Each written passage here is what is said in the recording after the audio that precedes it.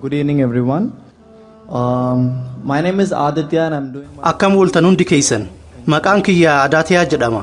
Chanaayitti barataa injiinaringii waggaa xumuraati. Hordofaa amantii Hinduus ta'uu gaafii Islaamummaa wal qabattu takka yeroo dheeraaf gaafatuu barbaadaa ture. Gaafii tanaaf ammoo namni Dr. Zakir caalaa deebisaa naa kennu hin jiru. Akkuma dubbii kee keessatti ibsitetti Qur'aanni kabajamaan waggaa 1400 dura barreeffame. Kitaabota Rabbiin buufaman keessaallee isa irra caaluu fi ammayyaawaa akka ta'e himte. Kanaafuu gaafii lama siif qaba. Rabbi beekaa waan hundaa yoo ta'e maaliif jalqabuma kitaaba isaa kan hunda caalaa ta'e kana ergamaa jalqabaatti kennuu dhabe? Beekumsa hunda caalaa kana ilma namaatti kennuudhaaf yeroo kana hunda maaliif ture? Gaafiin kiyya kan lammataatis kanumaan walitti hidhata. Qur'aanni waggaa 1400 dura barreeffamuu isaa dursee ilmi namaa waggoota 1000 lakkaawamaniif dachii tanarra jiraateera. Kanaafuu Rabbiin hunda caalaa rahmata qabeessa ta'e beekumsa hunda caalaa nuuf kenne kana maaf isaaniif kennuu dhabe? Galatoomi. The brother asked a very good question, very relevant question. Two questions, both the questions overlapping the answers. Obboleessii gaafii gaarii fi barbaachisaa gaafate. Gaafii lama gaafate. Gaafiin lameenuu deebisaa walitti dhiyaatu qabu. Rabbiin subhaanahu wa ta'aalaa maaliif waahii xumuraa fi goolabbii kana waggaa 1400 dura buuse? Maaliif guyyaa jalqabaa buusuu dhabe? Gaafiin lammataatis isuma duraatti wal qabata. Uummanni waggaa 1400 dura jiraataa ture. Maal mudata? Qur'aan akka argatan hin godhamne. Kanaafuu Rabbi akkaan rahmata qabeessa eegatee akkaan arjaa eegatee uummanni duraan ture sun rahmata kanarraa akka hongowammaaf godhame jee gaafate. Gaafii baay'ee gaarii. Deebisaa siif kennuuf fakkeenya takka fayyadama.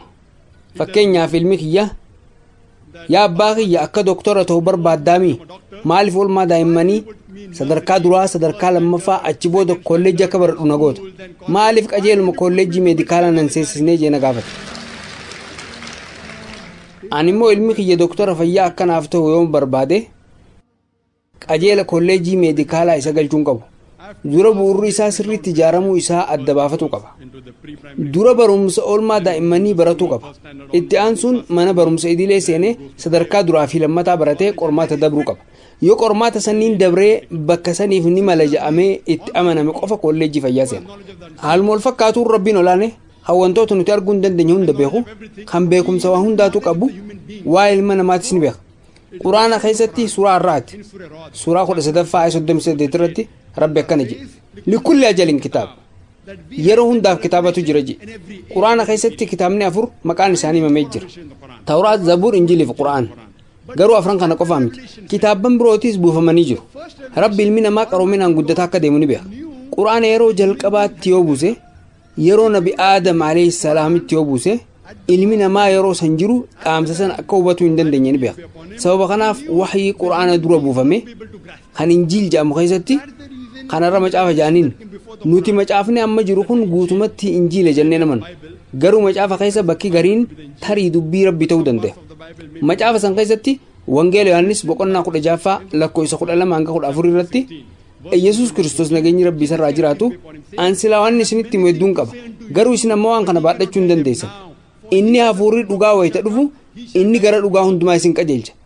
Waan dhufuuf deemu isinitti hima. Inni maqaa kiyyaaf ulfina kennaa jedhe. Yeroo sanitti Yesuus Kiristoos dhaamsa san ni beeka ture. Garuu uummanni isa waliin jiru sun dhaamsa san hubachuu akka hin dandeenyes ni beeka. Kanaafuu ergamaan xumuraa wayita dhufu waan if dura mudatu isinitti hima jee hordoftoota isaatti hima. Kanaafuu haaluma wal fakkaatuun Rabbiin olaane ilmi namaa wahii xumuraa fi goolabbii kan ta'e Quraana yoom akka hubatuu danda'u beeka. Sunis waggaa 1400 dura ta'e.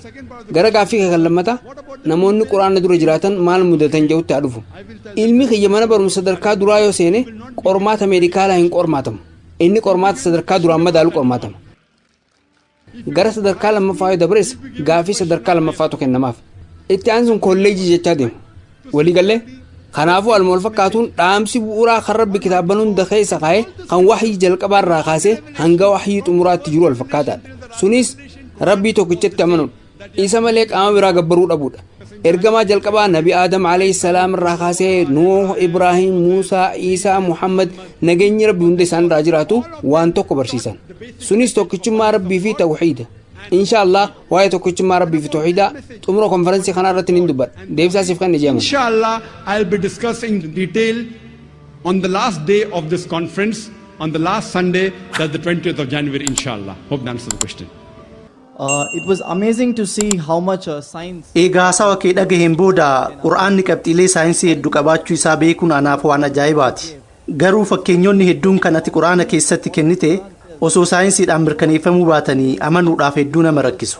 Fakkeenyaa fi daa'ima keessa dawaa ilma namaattu jira jette. Akkuma haasawa kee keessatti ibsitetti namni tokko yoo summii baala wahiitiin miidhame daa'ima baala sanirraa dalagame wal aanuun ni danda'ama. Eegas waan ummanni yeroo sanii hin beekne waan saayinsiin hin mirkaneessin yeroo sanitti buusuun maal fayyada? Amma hoo qura'aana keessa kan saayinsiin haga ammaa bira gahuu hin dandeenye kaniif dura bira gahuu dandaya jettu naa himuu dandeessaa? I mean now something from the Quran which will be invented by science later or yet to be invented? Well, that's a very good question that I've mentioned many things about science indirectly saying all this was already discovered earlier. Obboleessi gaaffii gaarii gaafate. Waa'ee saayinsii qabxiilee hedduu dubbadhee jira. Wantoota saayinsii nama beeke kanneen quraanni dursee dubbachuu isaatis ibseetiin jira. Quraanni eega waan tokko dubbateen booda saayinsiin waan san yoo beeke faayidaa maal qaba? Waan haaraa kan hanga ammaa saayinsiin hin beekin naa himuu dandeessaa jedhe. Obboleessi sababa rabbi quraana keessatti wantoota sanniin dursee dubbateef warri arabaa gama astiroonomiitiin jajjaboo ta'an maaliif? Sababni waan isaan quraana dubbisaniif. Quraanni astiroonomiin wal qabatee odeeffannoo hedduuf keessatti qabatee jira. Quraana eega dubbisaniin booda qorannoo hedduu godhaa turan. Qorannoo hedduu taasisan. Haala saniin waa astiroonomiin beekuu danda'an. Quraanni dhaamsa teelegiraafiiti. Kan waan hunda gaggabaabsee keessatti qabate. Kitaabni saayinsii, kitaabni fayyaa dhimma tokko irratti qofa yoo barreeffame mujallada hedduu barbaada. Sababa kanaaf quraanni kun buufame. Quraana kana namoonni hedduun kitaaba guddaa kana eenyutu dubbisaa jiru. Garuu rabbiin olaanee waan hunda osoo gad fageenyaan nuuf hime gamoolee kumaatamaan lakkaa'amantuu dhaamsa san keessatti kuusuudhaaf nu barbaachisa ture. Quraanni dhaamsa teelegiraafiiti. Kanaafuu dhaamsa teelegiraafii kana musliimonni hedduun dubbisanii gama saayinsiitiin hayyoomuu danda'anii jiru. Sababa kanaaf seenaadhaan of duuba deebinee yoo ilaallu musliimonni gama saayinsiitiin qaroomanii argamuu danda'an. Gaafiin isaa waa'ee dabre irraanfadhuuti waa'ee har'aan himii jedha. Saayinsii wal qabatee wanni amma dura dubbadhe hedduun musliimotaan argamanii jiru. Gariin warra musliiman ta'iniin gariin ammoo warra awurooppaatiin argamanii jiru. Wantoonni saayinsiin hanga ammaa bira hin geenye jiraa jee ayyee dura irratti qabxiilee saayinsiin hanga ammaa hin mirkaneeffanne garuu kan mirkaneeffachuu danda'u siima. Waan kana quraanni natti himee waan jiruuf ani itti amana. But yet there are high chances which Quran has testified and I believe in it. Fakkeenyaaf quraanni suuraa Ashuuraa suuraa 42ffaa ayat 29 irratti akkana jedha.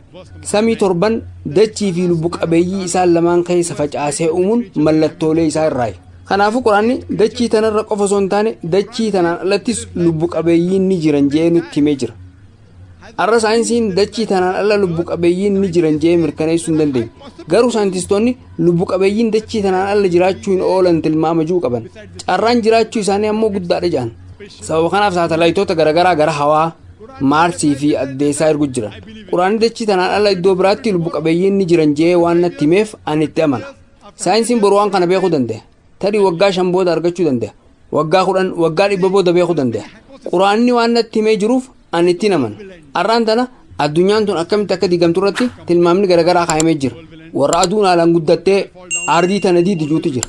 Warra gaarreen ni caccaban, qaaman bishaanii haalaan guutanii dhangala'anii ardii liqimsan, ardiin tun boolla gurraachesanii liqimfamtii fi tilmaamni biraattis hedduutu jira.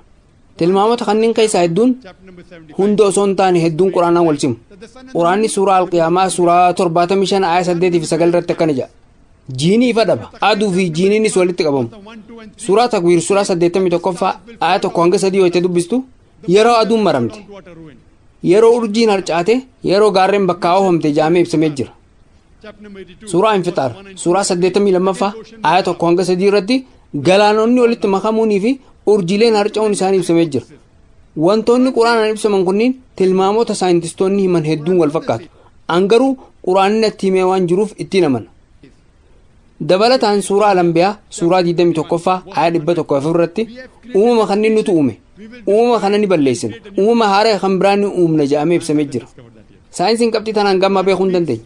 Quraanni waa'ee jireenya du'a booda haasawa. Saayinsiin waan tanas hin arganne. Quraanni waa'ee jannataa fi azaabaa dubbata. Saayinsiin waan kanas hin arganne. Quraanni waa'ee jinnoota haasawa. Har'aan tana warri saayikolojiidha humna dachii tanaan ala jiru jechuun jinni ibsan. Garuu namoonni jinniin dhuunfataman ni jiru. Quraanni waa'ee kanaa ni haasawa. Quraanni namni jalqaba uumame Aadam alayhi salaam ta'uu isaa nu hima. saayinsiin hanga ammaa kana hin beekne garuu carraan waan kana bira gahuudhaan ni jira. Tarii ati obboleessoo Zakir haasawaa ajaa'iba waa'ee saayinsii fi teekinooloojiin dhibbeentaa 100 mirkaneessee haasawee. Garuu du'aan booda jiruun ni jiratti amantaa? Jinnitti amantaa? Jannataa fi azaabatti amantaa? Ati dooktoraami wanti kun saayinsiin walitti hin bu'u jettee na gaafachuu dandeesse. Ana immoo lakkii walitti hin bu'uun siin jedha. Akkaan ayyaadutti wantoota kanniinitti amanuun kiyya inumaa nama saayinsii na godha. Wantoota quraanni ibsa keessaa dhibbeentaa 80 kan ta'an guutumaan guututti sirrii ta'uun isaanii mirkanaa'ee jira. Waa'ee astiroonoomii, waa'ee jiyooloojii, waa'ee marsaa bishaanii, waa'ee oshinoogiraafii, waa'ee bootanii, waa'ee baayoloojii, waa'ee zuuloojii irraa waan quraanni dubbate keessaa dhibbeentaa 80 kan ta'u guutumaan guututti sirrii ta'uun isaanii mirkanaa'ee jira. Dhibbeentaan hafe 20 immoo shakkii keessa jira. Sirris dogongora hin jaamne. Dhibbeentaa 20 shakkiin kaayame san keessaa 0 tuqaa takka kan ta'u dogongora hin jaamne. Saayinsii amanamaa ta'een hanga ammaa ayaan quraanaa tokkolleen dogongora jaameen ibsan. Wanti hundi shakkidha. Kanaafuu akka loojikii kiyyaatti dhibbeentaan 80 guutumaan guututti sirrii yoo jaame dhibbeentaan hafe 20 immoo mamii yoo jaame san keessaa dhibbeentaa 0 tuqaa tokko kan ta'uu yoo dogongora hin jaamne akka loojikii kiyyaatti inshaallah dhibbeentaan hafe 20 sunis sirrii ta'uun isaanii mirkanaa'a. Yoo har'a ta'uu baatee boru waggaa 50 booda waggaa 100 booda waggaa 1000 booda guyyaa isaan mirkaneessan rabbiitu beeka. Garuu du'a booda jireenyi jiraachuu isaanii mirkaneessu. Jinniin jiraachuu isaanii mirkaneessu. Azaabni jiraachuu isaanii mirkaneessu. Jannanni jiraachuu isaanii mirkaneessu. Qabxiilee saayinsiin hanga ammaan beekin garuu kan if dura mirkaneessuu irratti haasawaa biraa taasisuu ni danda'a. Inshaallah warri saayinsiittis qabxiilee kanneen ni mirkaneessu. Deebisaasiif